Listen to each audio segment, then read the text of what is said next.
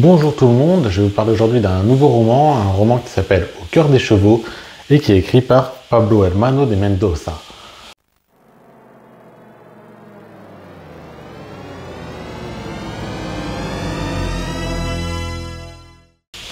Au cœur des chevaux, donc écrit par Pablo Hermano de Mendoza, Ay Caramba, est sorti aux éditions Au Diable Vauvert. Il est sorti en 2016 et il fait 213 pages. C'est à peu près tout ce qu'il y a à dire sur la fiche technique du roman, juste à savoir que Pablo Hermano de Mendoza exerce la fonction de toréador à cheval. Et vous vous souvenez que j'avais parlé de la corrida parfaite, et bien on va revenir sur le sujet. Donc on va éviter de parler de l'histoire et du sujet, on va revenir tout de suite à mon avis, parce que l'histoire et le sujet sont finalement compris dedans pour le coup.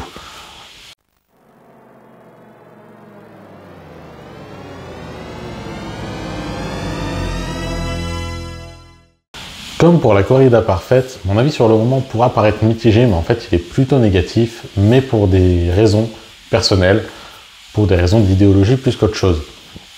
Pablo Hermano de Mendoza est un des plus grands toréadors à cheval qui existent. Il a donc décidé ici de raconter son histoire, de raconter ce qui l'a amené non pas à sa passion pour ce métier-là, mais à sa passion pour les chevaux. Et on parle bien de passion, et je ne vais pas parler d'amour, et vous comprendrez rapidement pourquoi, parce qu'il nous explique tout simplement que pour exercer son métier, il n'a pas d'autre choix que de changer le caractère de ses chevaux. Difficile dans ce cas de parler d'amour, puisqu'il leur demande de changer, pour s'adapter à ce que lui a envie. Pour moi, c'est bien son métier qui parle, et il n'y a aucun amour là-dedans. Une passion peut-être pour les chevaux et pour son métier, mais certainement pas de l'amour. Tout du moins, ça c'est mon point de vue. Pour ce qui est du livre lui-même, en soi, il n'est pas mal écrit, même si je ne sais pas si c'est le traducteur ou l'auteur, mais il y a une relative tendance à passer du vouvoiement au tutoiement sans aucune raison, ce qui pour le coup m'a pas mal déstabilisé personnellement.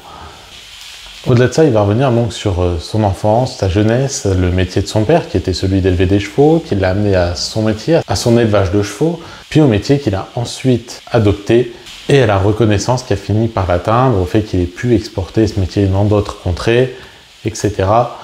Le fait qu'il ait pu faire connaître ce métier. Autre gros souci du livre, c'est qu'il va adopter en fin de livre, alors que jusque-là il avait évité soigneusement le sujet, et c'était plutôt bien d'éviter justement d'affronter les anti-tauromachie, ou d'éviter même d'en parler, auquel cas il laissait plus ou moins le taureau de côté, avant d'un seul coup de plonger totalement dedans, et de directement haranguer les anti-tauromachie, et leur dire que globalement c'est des imbéciles.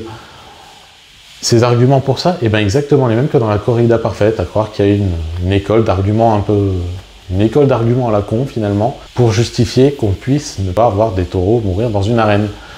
Son argument principal restant donc, si vous n'acceptez pas de voir mourir des taureaux, c'est que vous n'acceptez pas votre propre mort. Je vais juste lui demander de remplacer les taureaux par un être humain et de voir s'il pense exactement la même chose. Bref, chacun aura son point de vue sur la question, le mien il est assez clair, et du coup forcément j'ai pas pu apprécier le livre qui de toute façon au niveau d'écriture était relativement banal, et qui n'expliquait pas assez finalement cette passion pour le cheval. Je vous laisse laisser votre avis sous la vidéo, et en attendant je vous souhaite une bonne journée à toutes et à tous.